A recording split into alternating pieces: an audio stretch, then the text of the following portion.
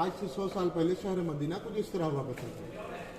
کہتے ہیں اس کا 85% آج کل مسجد نبی کریم صلی اللہ علیہ وسلم میں داخل ہے. کچھ ایسے مقامات ہیں جو باقی ہیں آج قریب یہ دیکھ سکتے ہو, جیسے یہ مسجد الغمامہ 310 نمبر گیٹ سے نکلیں گے, سامنے آپ کو یہ مسجد دیکھیں گے, مسجد الغمامہ. یہاں نبی کریم صلی اللہ علیہ وسلم عیدین کی نماز, صلاۃ استسقاء, بارش کے لیے نماز پڑھی جاتی ہے. اسی طرح نجاشی بادشاہ جو حبشہ کے بادشاہ تھے, ان کی غائبانہ نماز جنازہ صلی اللہ علیہ وسلم نے یہاں پڑھی تھی.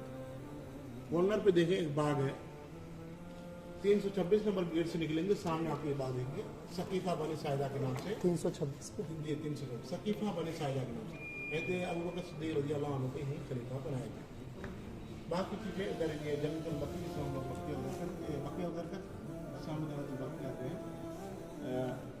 یہ موجود ہے.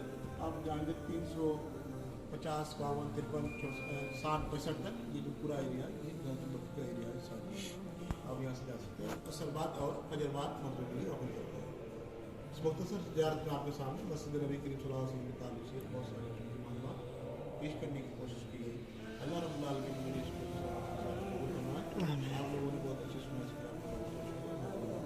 تو باغ یہ نہیں ہے, یہ باغ نہیں ہے سارا. ابھی یا تو مسجد کے اندر داخل ہے, میں نے بتایا, یا آپ سائڈ سے ہوٹل وغیرہ چاہتے ہیں. اور جو وہ بیر روما تھا پیچھے جو آپ یہ گرائیں گے یہ گورنمنٹ کے پاس ہے یا کمپنیوں کے پاس.